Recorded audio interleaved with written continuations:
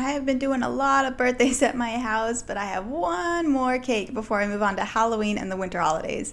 This is She's Making Something, and today I'm making a Sorcerer Mickey themed cake.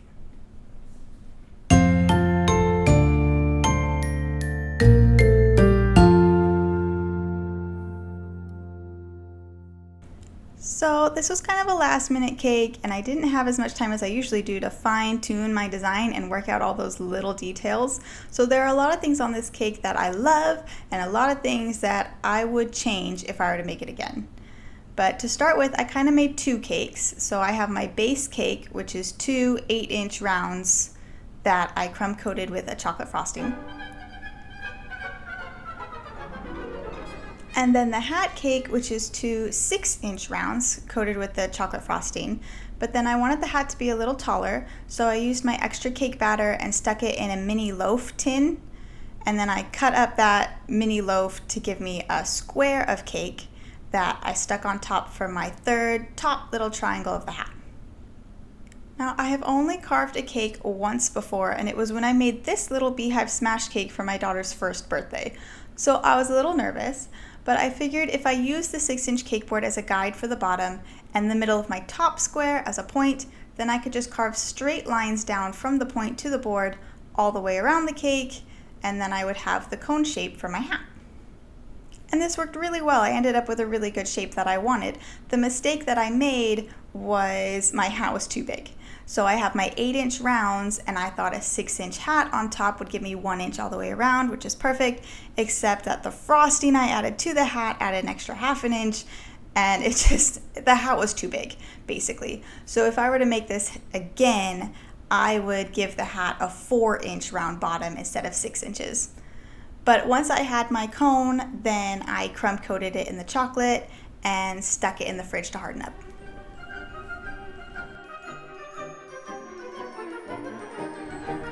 For the colors on my cake, I started with a plain white batch of vanilla frosting, and then I added some Wilton Royal Blue and a smidge, like the tiniest smidge of black and purple to turn that royal blue into more of a navy.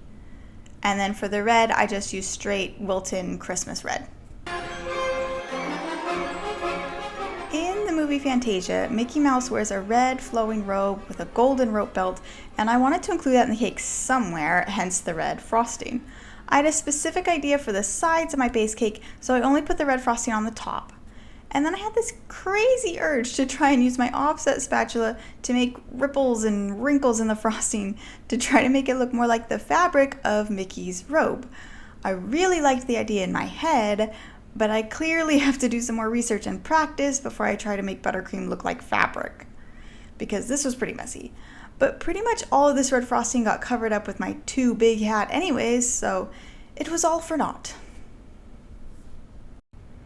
I put the cake in the fridge to chill so the red frosting would harden up before I added the blue on the sides so that the two colors wouldn't mix and blend together very easily. In hindsight, I probably should have just made the entire base cake red, but I had this idea in my head of the Disney castle against the blue background, so this is what I did.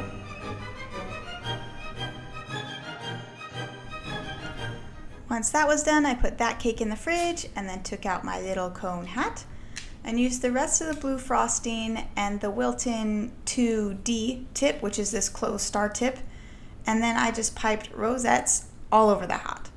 And this is where the thickness of the frosting matters. These rosettes are thick, and they do add like an extra 1/2 inch on all the sides, which is like an extra inch all around. So my 6-inch hat turned into a 7-inch hat, which made it too big. And then I took some white fondant and rolled it out as thin as I could and used one of my star cookie cutters to cut out about 3 white stars for the hat. And then I cut out a large circle, but to turn that circle into a moon, I needed a smaller circle, which, as fate would have it, my Mickey cutter was the perfect shape to turn my circle into the crescent moon. And then I just gently placed those fondant shapes into the soft blue frosting on the hat.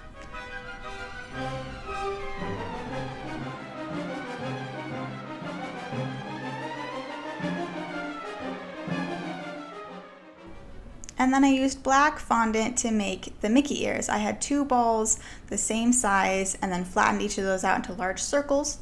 I needed the circles big enough to be proportionate to the cake and thick enough to hold a skewer, but the bigger the fondant piece, the heavier it is, and I didn't want it to sink too far into the cake. So it was a delicate balance between the size I needed and how heavy they were. They were a little on the heavy side, but I did my best. And then I also used the black fondant to cut out the Disney castle. I didn't have a stencil. I searched all over the internet for a cookie cutter, but it wouldn't arrive in time. And so I ended up just freehanding the Disney castle logo. I had my laptop up with the logo on the screen, and I just compared and went at it. So this particular castle is based off the old school Disney movie logo of the white castle silhouette on the flat blue background, and it had all these little lines running across it, so I included those as well. The last thing I needed to make out of fondant was the rope belt. I had some white fondant and I colored it yellow with the tiniest hint of orange to give it more of that golden hue. Rolled out some long snakes and twisted those together to make a rope. Then I have some gold luster dust and my food safe brush, and I'm just going to brush the dust all over the rope, and this will add more depth in all those ridges, give it more shine, and of course turn it into a more golden color.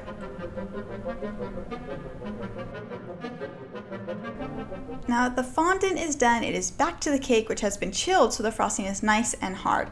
But I still have a small piping bag filled with fresh soft frosting, and I use that to pipe some magic swirls all over the sides of my base cake.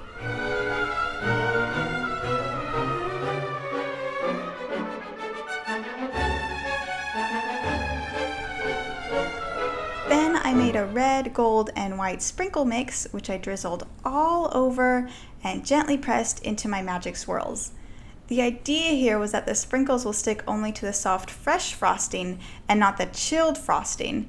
And after it was all covered, I took a brush to clean up the edges, and it worked like a charm. The sprinkles fell or brushed right off the chilled frosting but stuck to the swirls, and now I have Disney magic sprinkle swirls all over the sides of my cake. I wanted to add a little extra magic, so I sprinkled some white sanding sugar all over to give it some of that fairy dust sparkle. I left a little spot open in between swirls because that's where the castle will go, but I actually decided that my castle was too tall, so I took a knife and shortened it up a little. I actually made tiny little triangle flags for all the little castle turrets. I ended up not using them because I had made the castle the day before. It had dried out on the counter overnight and was really stiff. So I added some soft frosting on the back to try to stick it onto the cake, but the cake is round and my castle is straight, and when I went to press it in, I went boom and got a little crack in it. But that's okay. I wasn't going to make a new castle, and it was just a small little crack, and I'm going to work around it. But I love the black castle silhouette against the blue frosting and the magical swirls. It's one of my favorite things about this cake. I piped a small blue bubble border around the bottom of the base cake, and that's done. It is time to add the hat. So I added some dowel supports and then one tall dowel to go through both cakes, and then plop goes the hat onto the cake. To finish off the hat, I piped a wide brim of blue frosting.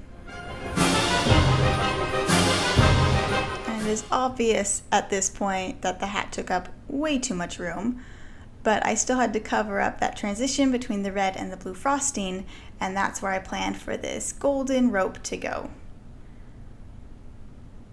Redesigning this cake in my head, I would put the golden rope on the bottom and the blue bubble frosting border around the top edge. This way the heavy fondant rope is not sitting on top of the buttercream, but it's at the bottom of the cake, and this would prevent sinkage in the future. The last thing going on the cake are those essential black Mickey ears. another cake is finished. I am really proud of this cake and what I was able to accomplish on short notice. I know I complained a lot about its flaws, but that's part of my learning process and how I focus on improving and growing instead of staying stagnant. Hopefully this leads to me getting better and better. So go ahead and subscribe to see what I come up with next. This is She's Making Something. Thanks for watching.